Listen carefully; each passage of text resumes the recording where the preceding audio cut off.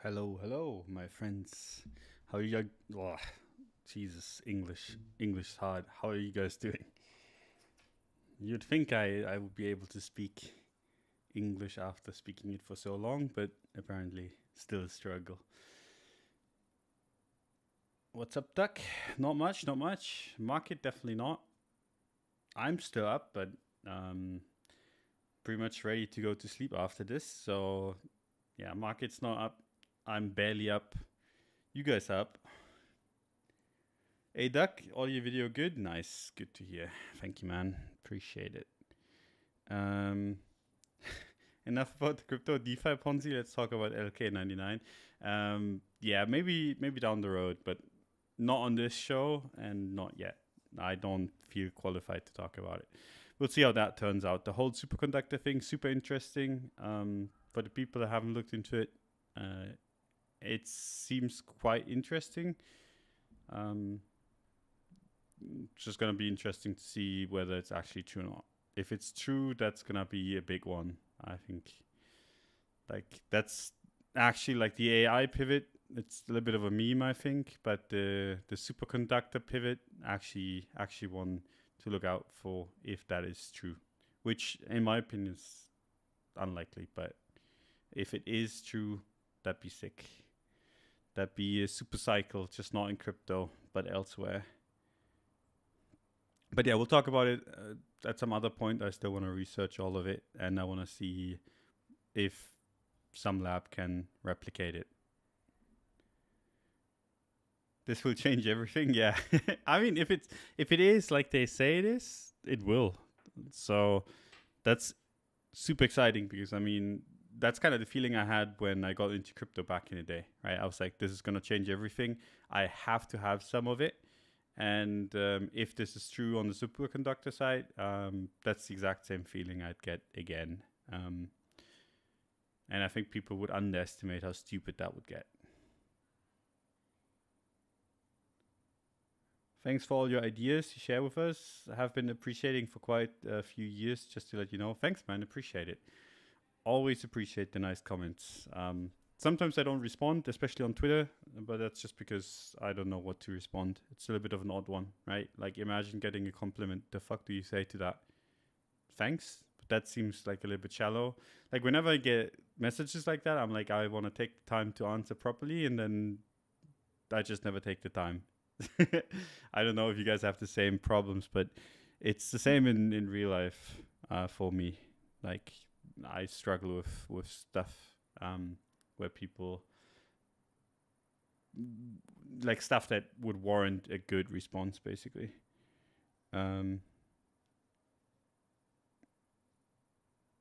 Skypause says, "Yeah, I mean, yeah, yeah, but it's an odd one. Like, I don't want to just tweet thanks. That seems ungrateful as fuck. I'd just rather ignore it. I'm too autistic. I cannot deal with it. Anyway, appreciate the support.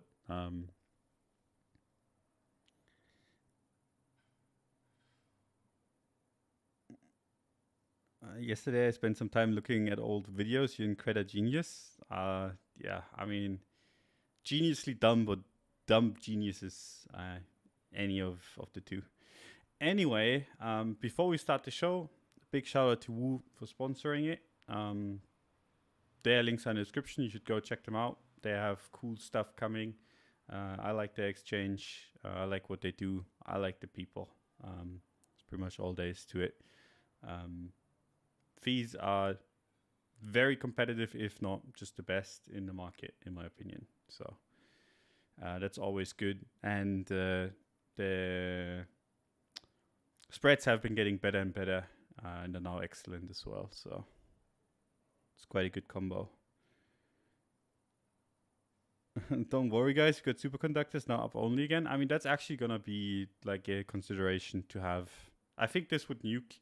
If the superconductors turn out to be bullshit, we're gonna nuke in the traditional markets as well. If it turns out to be true, I don't know what's gonna happen. We're gonna get some super cycle shit. How about an exchange for US plebs in the US? I mean, the thing is, like, I don't trade leverage, right? So I cannot really give you any good advice other than like, I don't know. I like Kraken. I like Coinbase. You can both use those in the US. I'm pretty sure you can use Kraken. I'm not a US guy, but so those are decent. But like I said, I'm not really in the leverage business, so I like how Woo's trying to be transparent more than other exchanges. Yeah, it's kind of funny because they've been getting harassed for it. Because they kind of like publish all the shit that exchanges do. And they do very little of it in comparison to other exchanges, but the other exchanges just pretend they don't do it. So yeah, if you're actually interested in how most exchanges work, if you read through the documentation on Woo, it's actually really interesting because most of the other exchanges just don't talk about it because, yeah, they wanna look good. Woo just tries to be honest, which like I said, I appreciate. Even if there's some things, I mean, there's been a lot of changes in the last few weeks to months, some of which we have pushed forward, most of which they have been trying to kind of make stuff better. So it's an interesting one. Even if you don't want to trade there, you should read the stuff they put out because that's kind of how the exchange market works.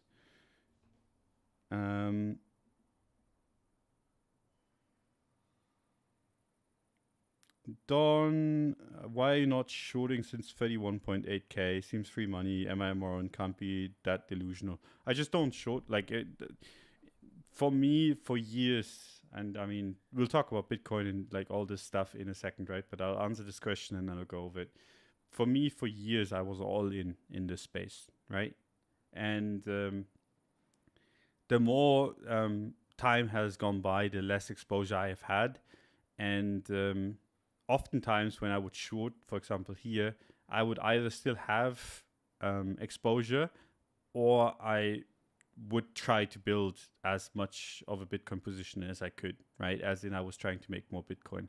I don't do that anymore, but I don't want to be like short the entire space. Like it's just not interesting. Like I'm going to be as short as I can be, but just not having any exposure because it's still crypto and it's still like a space that I enjoy and that I like. I don't need to be the guy that shorts everything. For me, I'm already very, very bearish if I just don't have anything. So that's that. Like, I don't know. I generally also, and this is another factor, and this kind of what changed trading for me is that it's pretty hard to get access to leverage in Germany without having tax problems. So shorting is kind of like not that interesting on that part. I can, but it's not that interesting, and it's not the good markets either. Like I cannot do the perp swaps and all that kind of stuff. I would have to short spot, and that's mostly illiquid and mostly has large fees. So in comparison to perps, so it's not that interesting to me. I don't really want to do it anymore. If I'm bearish, I just don't have crypto, and if I'm bullish, I have crypto. My shorts got liquidated yesterday. I mean, then your liquidation was way too close, my friend. But sorry to hear it anyway. Anyway, let's talk about the market. So the monthly closed, and it closed as a nothing burger. It's not really anything interesting here. I think in general, if you look for high time frame stuff to kind of take advantage of, the only two real interesting levels are down here as buys, and the only interesting level as a sell is at 35k. So something that I keep talking about for years and years and years is that the monthly is excellent at like just kind of getting the swings right. As you can see here, the reclaim here, same deal. Here the breakout, the moment we broke out, we had really good months. Here the breakdown, the moment we broke down, we had terrible time.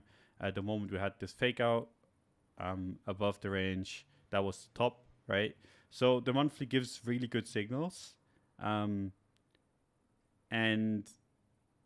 they're rare, right? They're really rare, and you get them like once a year, 2 times a year maybe, if you're lucky.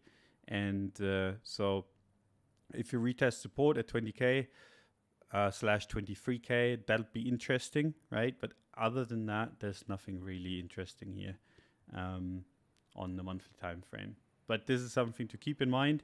It's not something that like you should be basing your trading around. It's just if we get there, that's a monthly support, and that usually does quite well.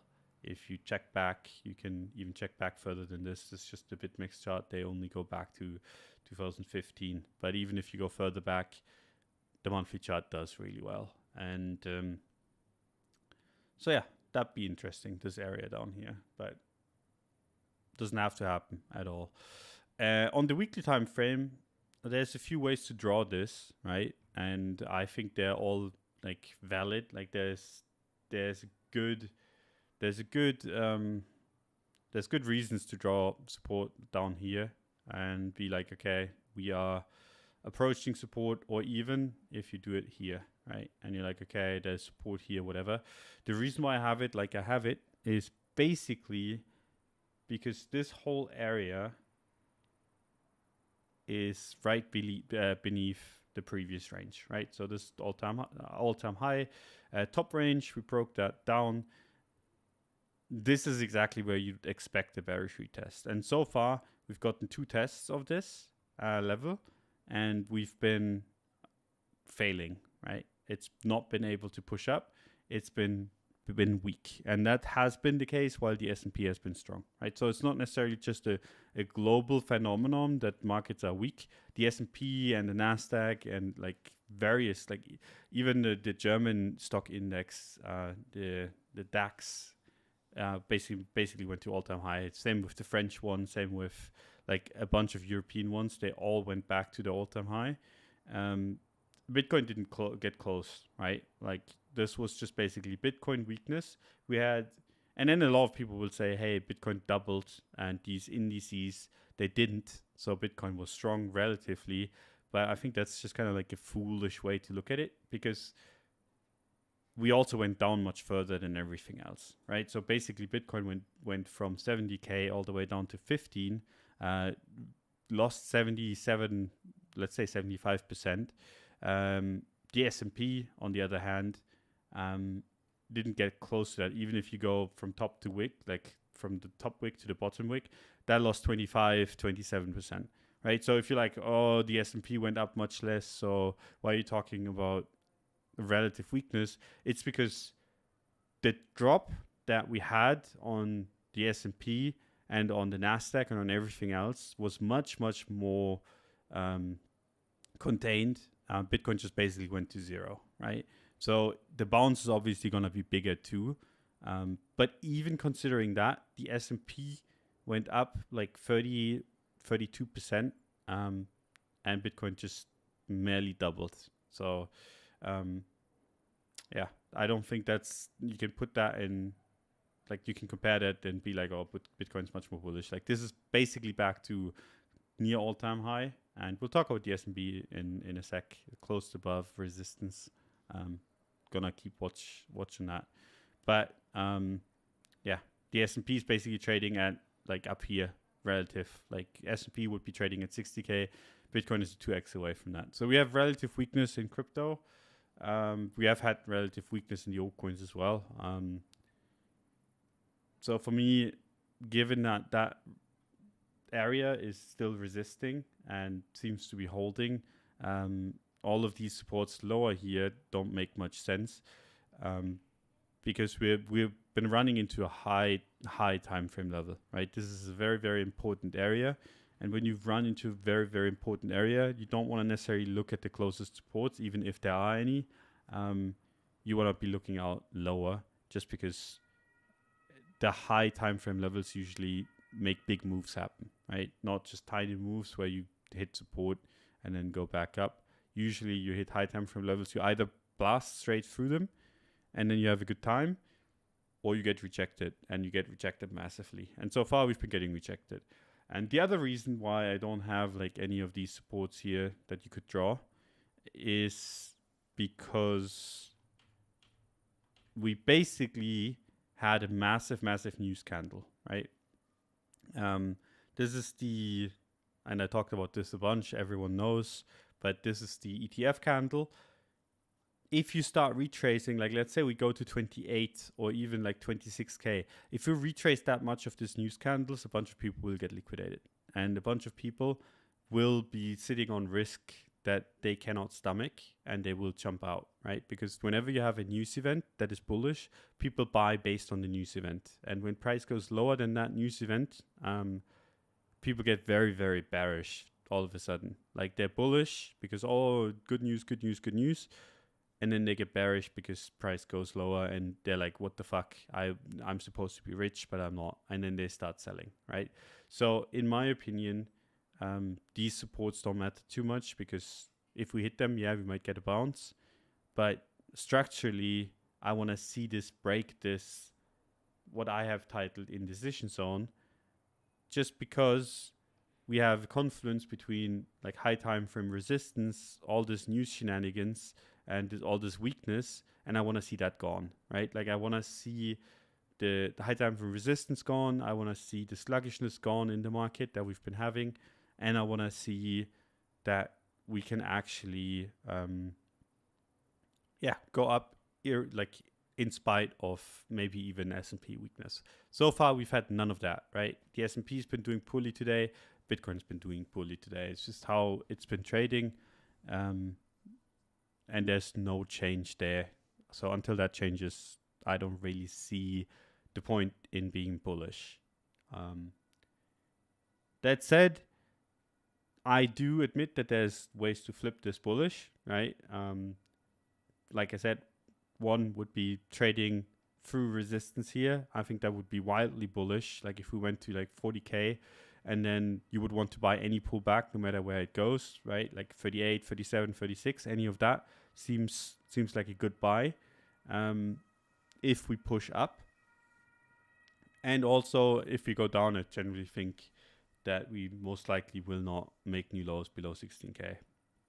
Just based on the fact how we bottomed there, right? We bottomed amidst a massive flurry of bad news and liquidations on on a cataclysmic kind of scale. Like everything in crypto went to basically shit, and price didn't dump, and that's bullish, right? And I don't think we're necessarily gonna go back there.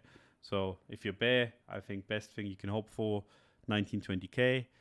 If you're bull, best thing you can hope for is just to go up and invalidate the bears. But until that happens, I don't see the point, because we've been relatively weak, and in general weak also. And yeah, the news that have been bullish have not been doing anything. And if you remember back, and this is kind of what I alluded to just a second ago, when I was buying 15-16K, my whole argument was basically like, hey, we should have gone to zero here, because FTX imploded, like a bunch of kind of like bigger players imploded, everything went to zero. This market should be trading at zero. It's not, right? We got unlimited bearish news down here, and price did not budge.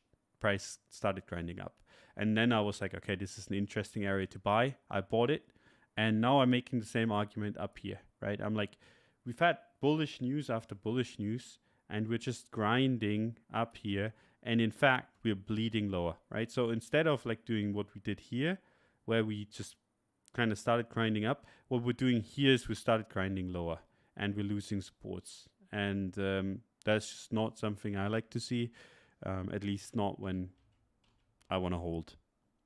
Right, so for all those reasons, I'm a little bit more on the bearish side. Can change, but it needs some strength basically. And we've seen a lot of low time frame action recently. Like just look at these candles. We had a green candle followed by a full-sized red candle here, fully retracing the green candle. We had a green candle followed by a red candle, fully engulfing the green candle. And now we've had a green candle, a breakout every single time, and a full-sized red candle to follow up on. And that's not the conditions that I necessarily want to be bullish in. But yeah, I think on the low time frames, if we reclaim 30K, that starts looking better. then you can make the bullish argument, right? You can be like, hey, everyone that bought in here, sold in here, is going to have to get back out of their positions, as in out of their shorts, or start buying again, right? Because a bunch of people turned bearish down here and blah, blah, blah. That argument I can see, at least. I don't necessarily think it's the best one. I think if we reclaim 30K, there's a chance we just go to 32 and then come back down to 30K.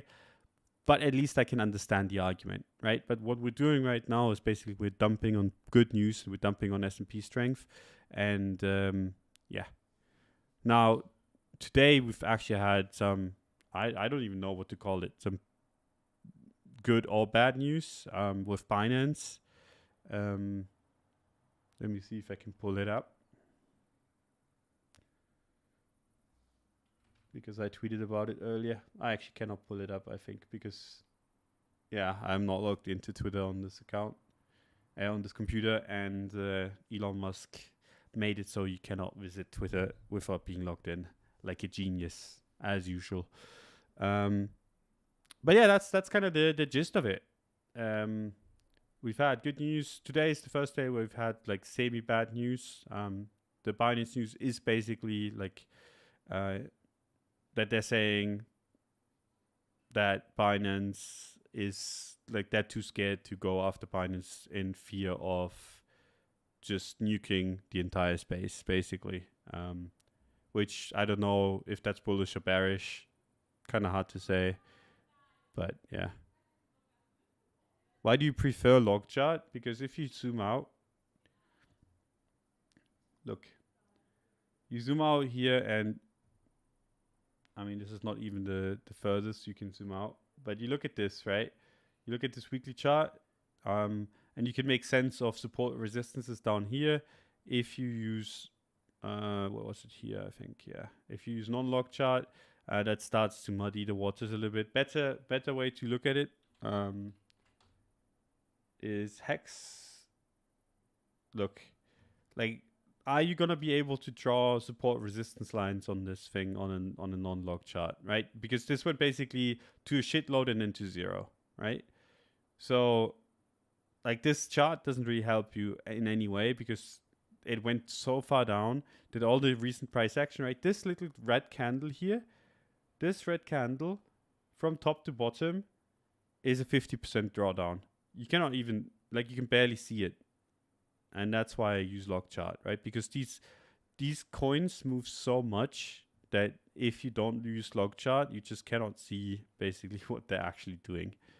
When you turn on log charts, then the picture is a little bit more clear, and you can actually see, okay, it's back to where it started in 2020. And that's actually useful information, whereas the other one is not.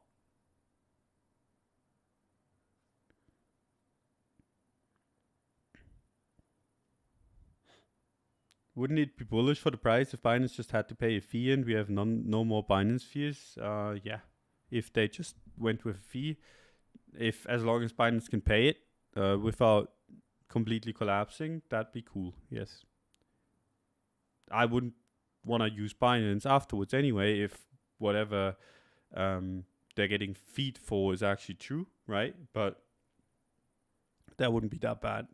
Problems come up if they, one, cannot pay, two, if they're actually getting prosecuted anyway.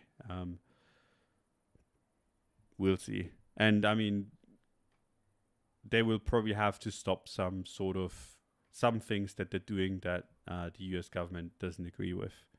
Anyway, it's not my expertise, is what I'm saying, right? Like, the reason why I'm saying, like, I don't know if it's bullish or bearish is just because that's really hard to say. You could argue, like, hey, this is really nice. Binance is too big to fail. They're not going to shut it down outright because they're worried about people losing all their money.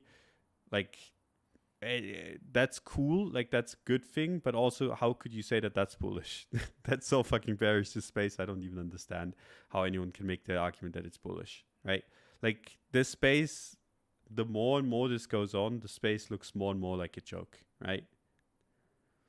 I mean, you have to kind of put it in context and think about that the second biggest exchange just went down, And it turned out that the owner of the exchange was basically like they were not like they were using customer funds, right? And now you have Binance where they're too big to fail, but they're doing shit where we should make them fail, but we cannot because they're too big to fail. Like, if you hear all of this, like, that's insane. Now, whether it's true or not, I don't know. As in, like, if Binance actually did stuff that they're accusing them of, but it's still, from the outside, it's just like, take off the crypto goggles and think about it for a second. Like, how fucking dumb is that? The two biggest exchange turn out to be like, one failed, and they used customer money to basically do a bunch of shit and robbed everyone. And the other one is basically called too big to fail, but they're doing stuff that is apparently that would be worth taking them down for. Like, that's the current landscape we're trading in. Doug, did you buy 30K yesterday? Like you said, I never said I would buy 30K.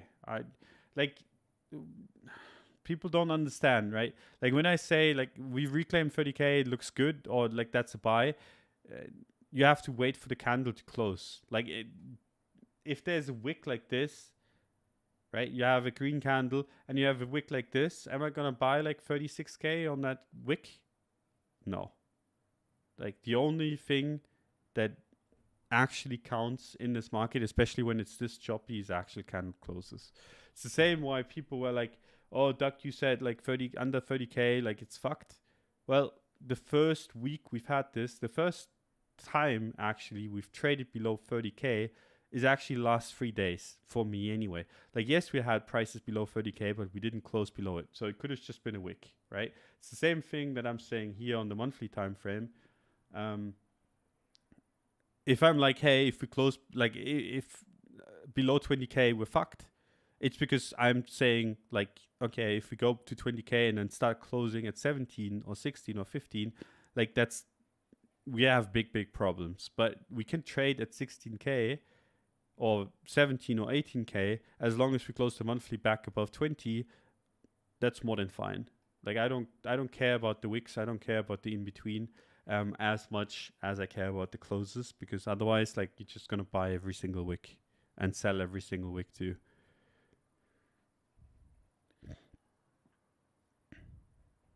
Damn, Doug, I hope your neighbors are okay. Yeah, some people on the street are drunk, I think. Superconductors will save us. Maybe, man. Maybe that's the super cycle. It starts with super too, so maybe that's the conspiracy. They're like, we need the super cycle, and then the aliens gave us superconductors to make the super cycle happen, because the aliens are invested in Bitcoin, obviously.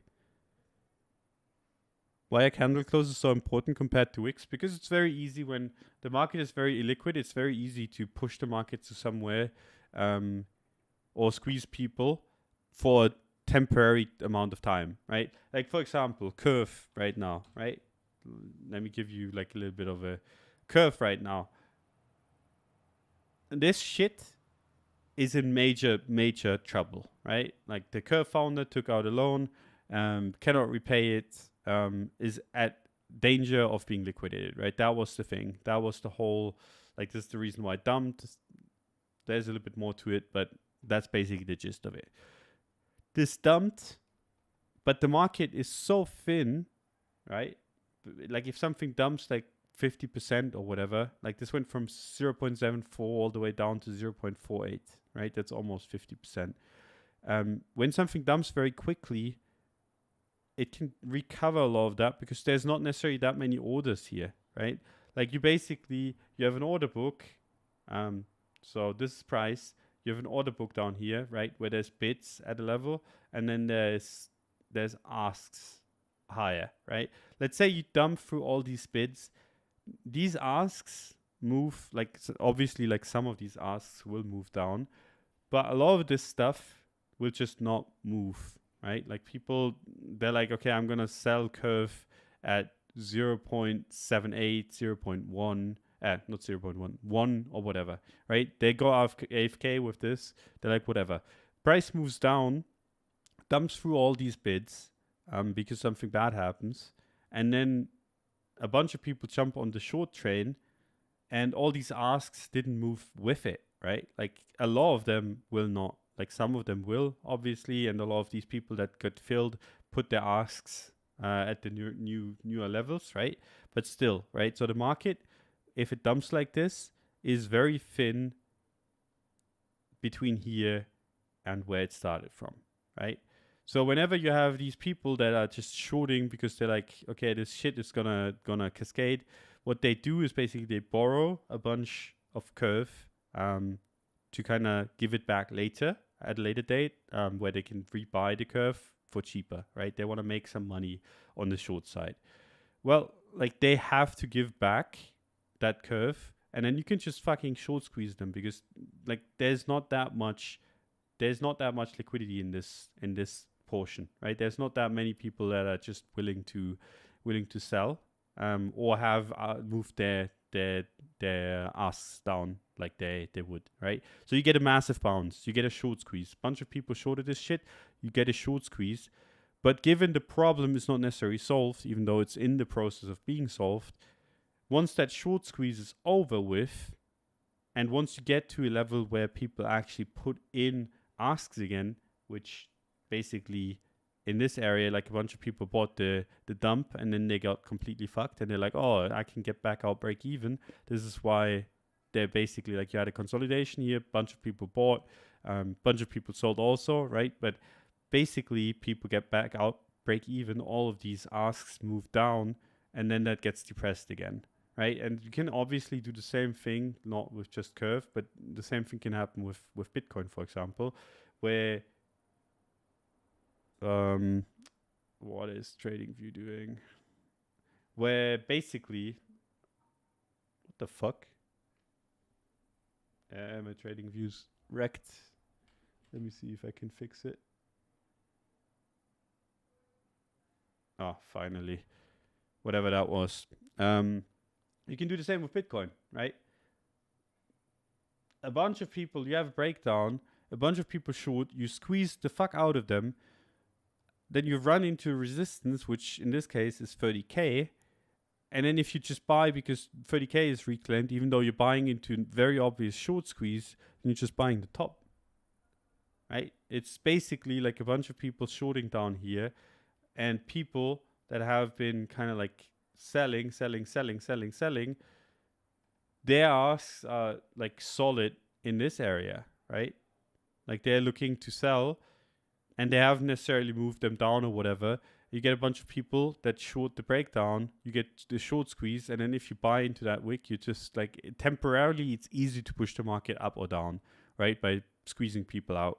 But holding that for a while is harder, right? Because then you actually have to have actual demand or actual, like the same, like either actual demand or obviously like a willingness to sell, right? And that's much, much harder to do than just wicking up or down.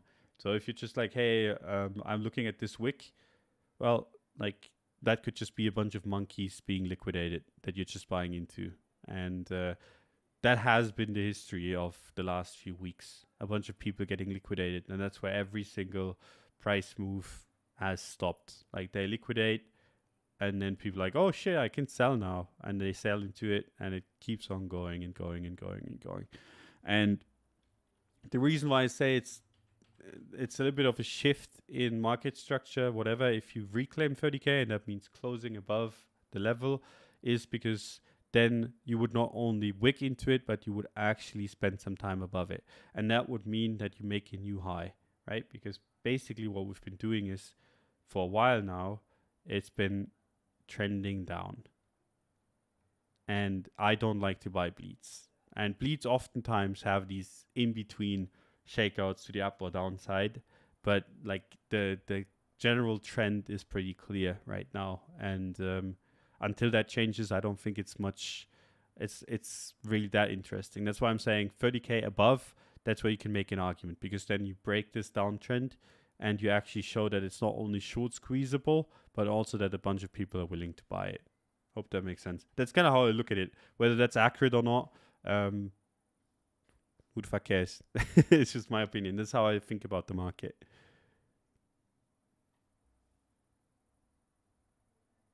Does anything change for you if an ETF gets approved? I mean, yeah, if an ETF gets approved, that will most likely to upside. But if the ETF gets delayed, that will most likely lead to downside. So I think that's basically a toss-up.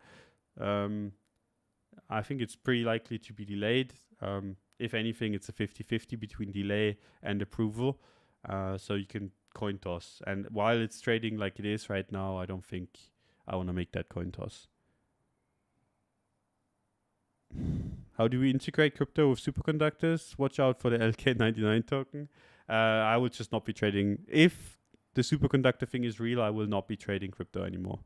I will fully switch over to trad markets and concentrate on that for the next years, I think, because that seems much more of a near-term / long-term play over crypto, to me anyway.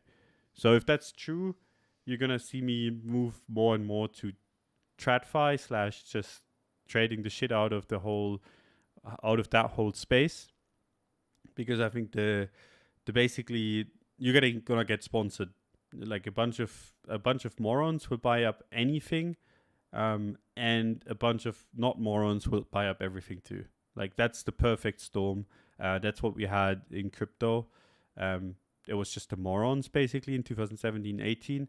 And I think if the superconductor thing is true, you're not only going to have the morons, but also smart people. And that's going to be the trade of a lifetime, I think, / the trades of a lifetime, because you're going to see a bunch of ups and downs in that space. Looking forward to Superconductor Roundup. I mean, let's be real, like it's most likely not going to happen. But if it does, yeah, that's going to be the main focus.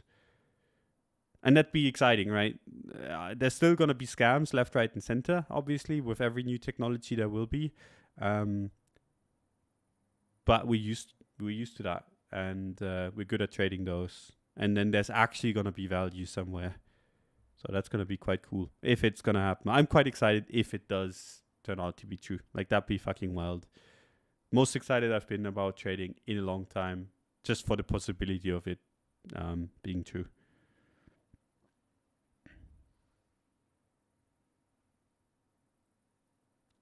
So that's that.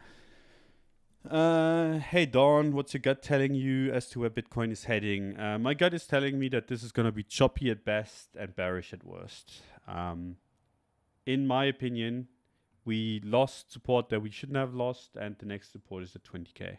So my gut feeling is we're gonna end up somewhere between 20 and 21k. But I do leave the door open for this to just gigacent, and then I will still buy it like once it does so, right? So for me, I'm either gonna buy it low at 20k, or I'm gonna buy higher, like at 37, 36, something like that. I could see myself go at it if it reclaims 30k, but that's not a guarantee. Don, you've mentioned superconductors 10 times in a row. Am I the only one that doesn't know? Max FOMO. I mean, just look at it. Like, Google room temperature superconductor, and then you're gonna find it. What people are talking about. It's wild. It's more likely than not, it's not real. But if it is real, it's gonna be wild.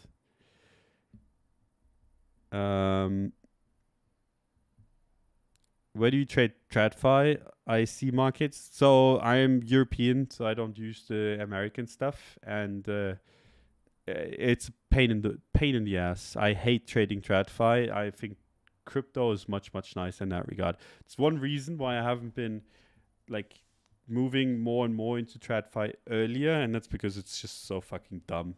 Like, these banksters just don't know how to do a proper trading UI. They don't know what the fuck they're actually doing. No matter where you go, it's just garbage. So it feels worse than crypto exchanges, not gonna lie. So don't take advice from me. There's specialists on this. I'm not one of them. And given I'm European, that's gonna be different for everyone. How does a superconductor affect trading? Dude, I didn't want to make a superconductor stream, but basically, if you get a room temperature superconductor, right? As the Korean research group claims they have done, you can basically do a bunch of shit that was previously just sci-fi or thought to be too costly, right? To kind of do. And you're going to have a bunch of performance improvements across all kind of fields, like all electric fields, basically. And then you just have to pick and choose, basically, because that's going to be like the shitcoin bonanza just in traditional markets, right? If it is true, like I said, and it's most likely not. But if it is true, you're going to have shitcoin bonanza just in the traditional world, where people bounce from, hey, superconductors could be used for whatever, floating trains, and then you're going to get the shitload of like the what are they called? Monorail? No, whatever. It's not, my English is not good enough for all these technical terms. I just know them in German. But basically, you're gonna get pumps in like a bunch of sectors, depending on where the morons go, and then you're gonna get winners and losers wherever, and it's gonna be going up, down, up, down, up, down, mostly up though, if it is true. So bullet trains, thank you. So yeah, there's a bunch of shit maglev trains. Yeah, that's actually what I meant. The ones that float. And there's going to be a bunch of shit where people are like, oh shit, this is actually possible now. And then they're going to throw all their money at it, whether it makes sense or not, right? So you basically get the shitcoin thing just with actual companies and with much more volatility than we've had in crypto. If, like I said, big if. Anyway, there's still a crypto show. Let's keep it at crypto and then go to that if it's actually confirmed or denied. DonAlt. I like that. With the lately bad news and price not dropping too much, it's not a good news too. The only bad news is the Binance thing. Like the curve thing is bad for ETH, and ETH's been dropping accordingly. Not as much as you'd think, but still, it's been dropping. And in general, like no one wants to trade this shit. Like that's the thing, right? So if you have good news and it doesn't do anything, well,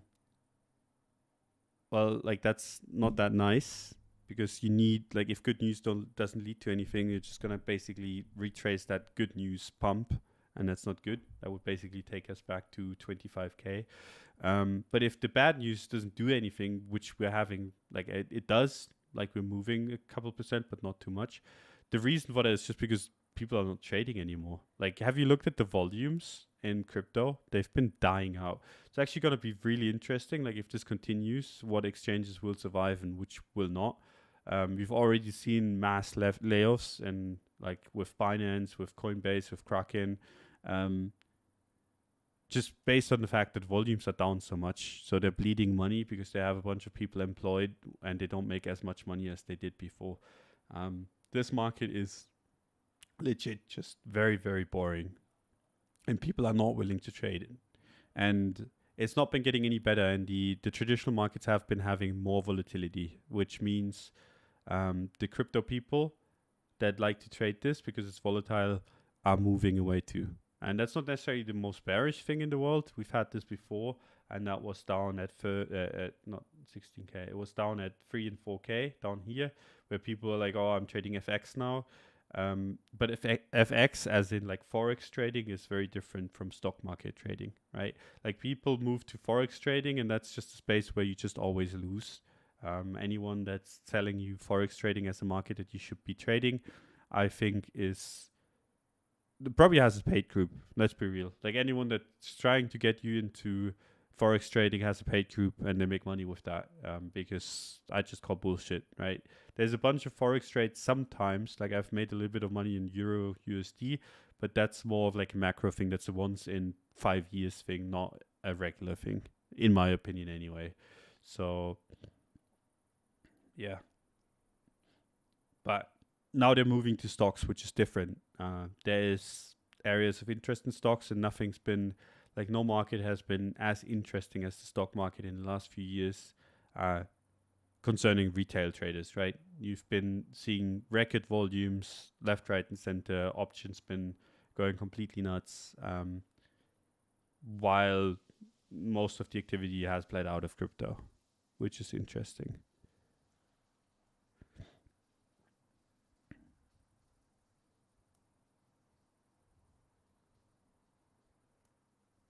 So,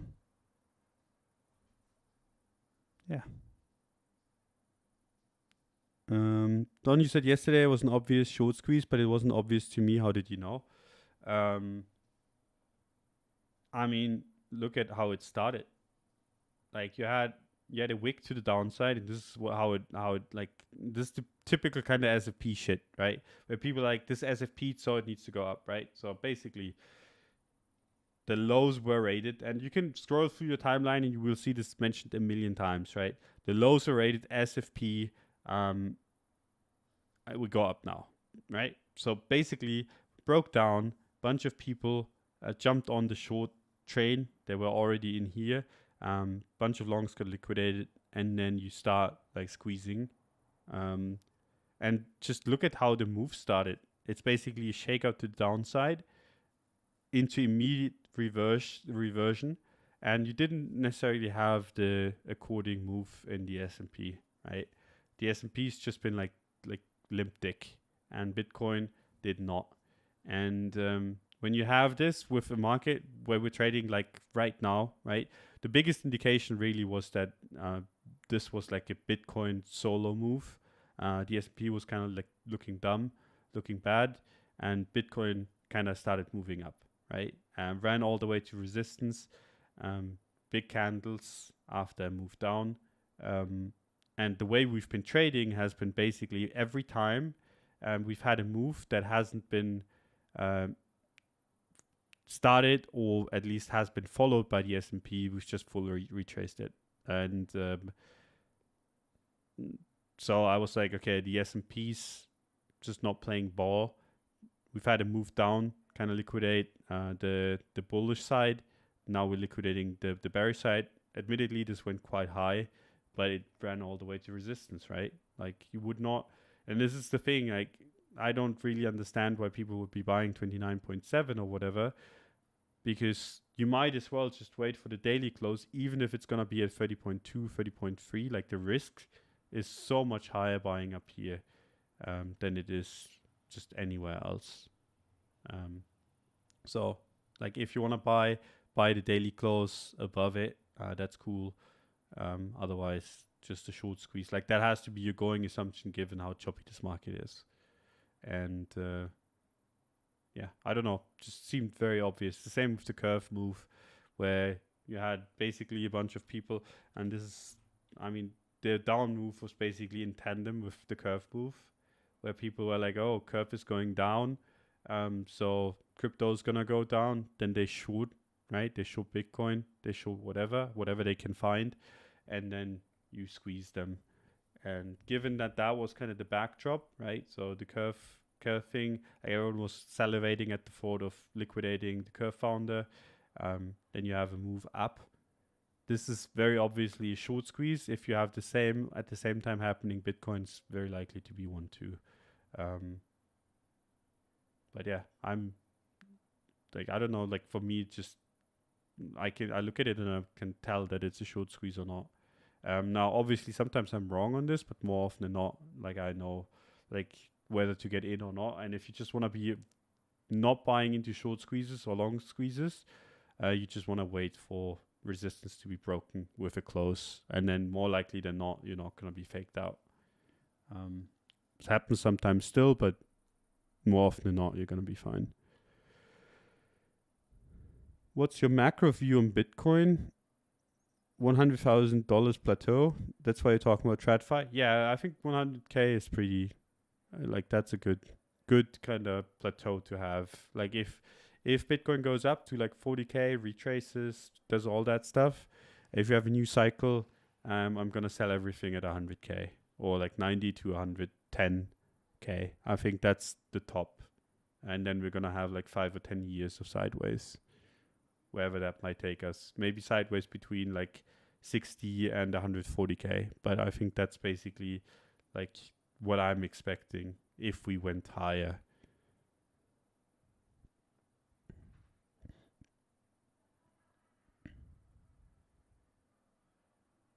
You speak of daily close, but time zones make a whole lot of difference on the candle body. Would you recommend UTC for everything crypto related? Yes. I mean, if you change this, does it even change anything? Like the daily closes are still the same. I was like, what are you talking about? Like the daily close is the daily close. Like this doesn't change anything. Time zones don't change it. Like it's still like the candle closes at UTC 0.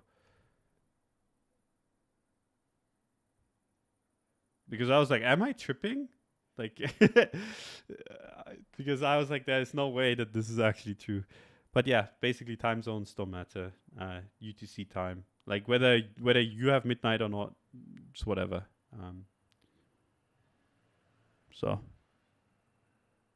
hi Doug, what happens to DeFi as a whole if the founder position does get licked? I honestly don't know, but it's very bearish. The fact that it has to be bailed out is very bearish. DeFi, like decentralized finance, and then you have to bail out a guy because he's been buying mentions and loaning out, like one of the founders of like one of the bigger protocols in the space. One of the OGs has to be bailed out because he bought mansions with money that he borrowed with Curve as collateral. Just absurd, man. It's just absurd. Like the fact that this is even the case is super fucking bearish to me.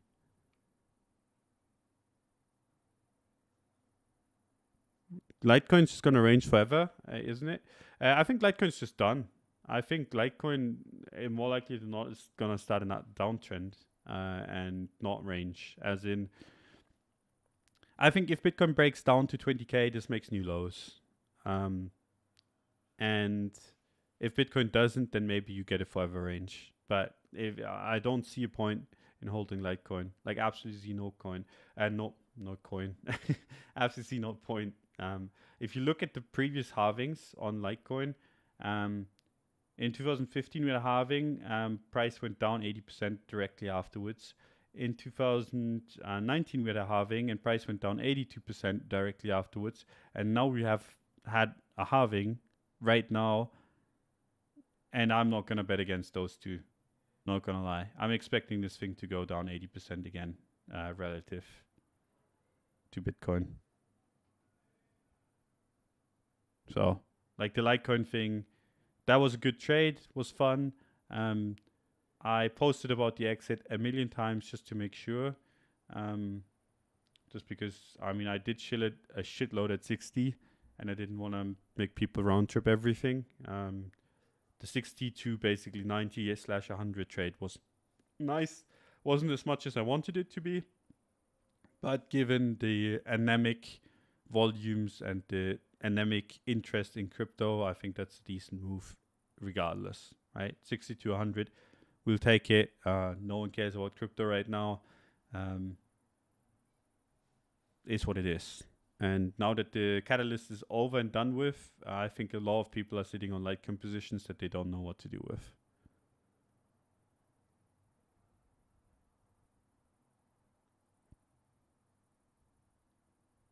If Bitcoin goes to 20k, most altcoins will make new lows, to be fair. True.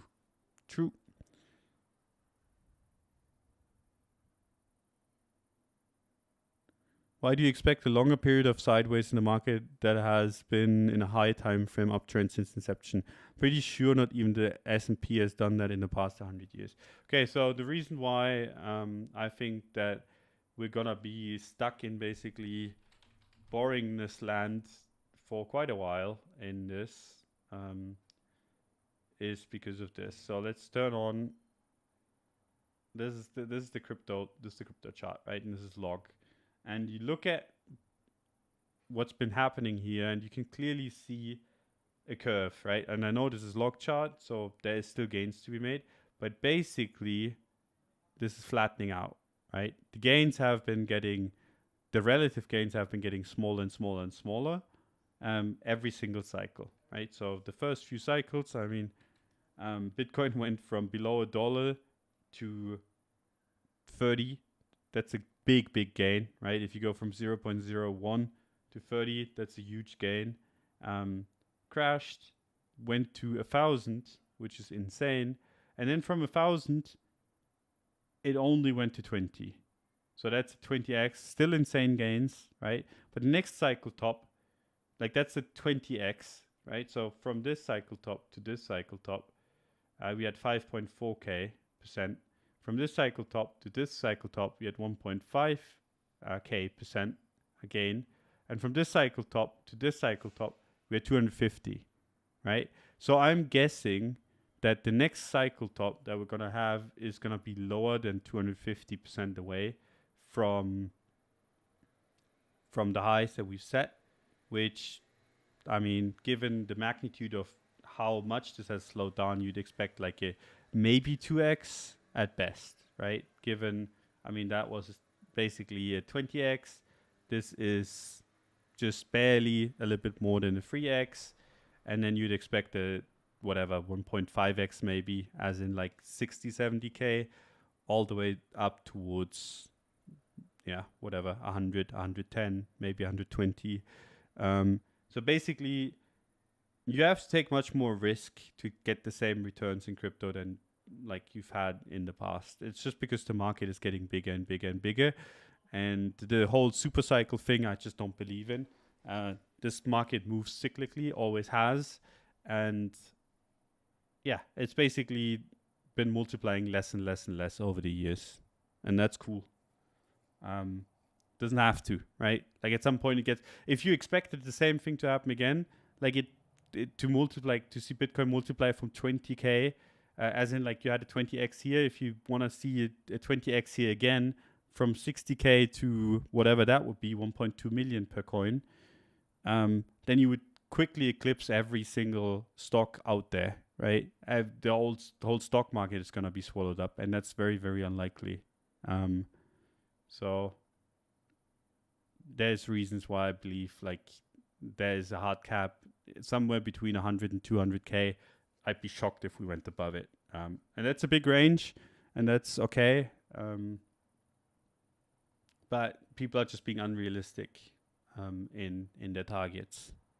Like you can push, you can aim for like a million, whatever, but at that point something has to go horribly wrong in the world for that to happen, right?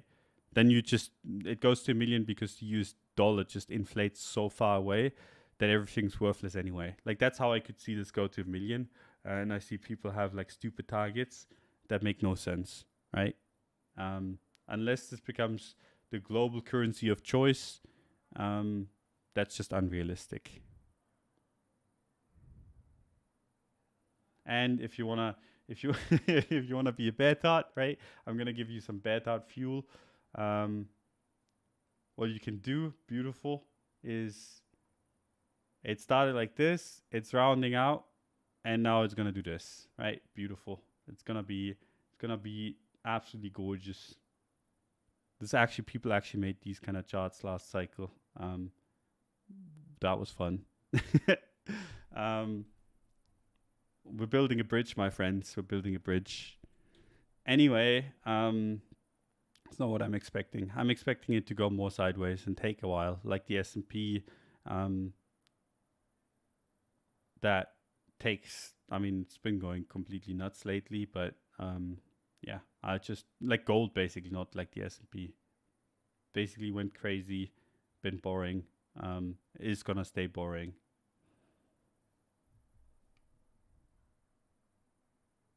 What if BlackRock spot ETF happens? I think like I don't think we can get to 100k without it. So like 100, 150k with it is still like even if you have all the ETFs in the world, I don't think we're gonna go above it.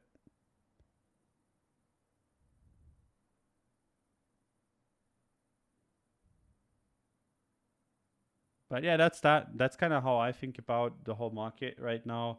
Not too excited, honestly. Like just straight up, I think it looks like garbage. Real talk. Altcoins, and I mean, there's a reason why we haven't talked about altcoins. They look shit. More like we talk about Litecoin. We could talk about ETH, whatever. But that's still in a downtrend. We could talk about like a bunch of stuff. It's all not that interesting, right? The market is uninteresting and it's trading like garbage. And until that changes, you're not going to get me to come back to trade it. it's easy enough to make it more interesting again. And it's not like we've dropped 1,000,000% from the highs, right? Like this is still a lot of money for one Bitcoin. And that just kind of makes it hard, right? The market is uninteresting, and I still have to pay $30,000 for one Bitcoin. Like that doesn't make for an interesting trading environment, right? Like you can get me with, okay, I can get a Bitcoin for 20K, or could get 5 for 100K. That seems like something that I would be interested in. At these current prices, with this current price action, you would have to pay me a lot of money to want to trade this, right? I just don't see the point. Like if I can just put my money in the traditional markets and make like 5% a year, why would I want to be getting chopped up in this right now and lose like whatever 10% in 4 or 5 weeks? Not that interesting yet. It might get interesting again. I'd be excited for it. I'm way more excited for the whole superconductor thing to play out. If it does play out, like that's gonna be so much fun. Or such an epic troll anyway. That's the one thing that I'm mostly focused on, and that's something that I'm gonna do research on in the next few weeks. And I'll keep you guys up to date on that whole situation at some point once I learn more about it. And then we'll go from there. Maybe we'll turn Technical Roundup into Superconductor Roundup. That sounds like a train conductor. Like you round up all the people that didn't get a ticket. But yeah, that's the state of it. When crypto people talk about superconductors, you know it's bad. You know it's really bad. And but yeah, it's just how it goes. It's just how it goes. Sometimes the market is boring, and that's fine.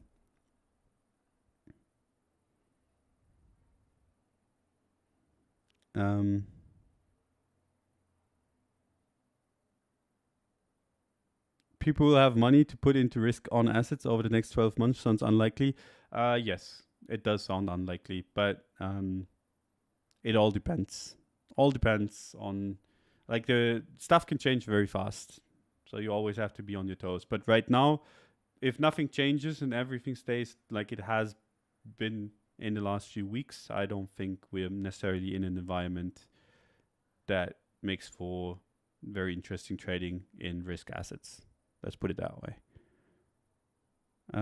But yeah, appreciate you guys coming by. Big shout out to WooX for sponsoring the show. You should go check them out. Like I said, if anything, you want to go on their site and actually read up on what they do and how they do it, because it's interesting, given how transparent they are. You don't have to like what they say, and I think that's like something that people just kind of seem to not get. Like you can learn about something, and you don't have to like it to take use out of it, right?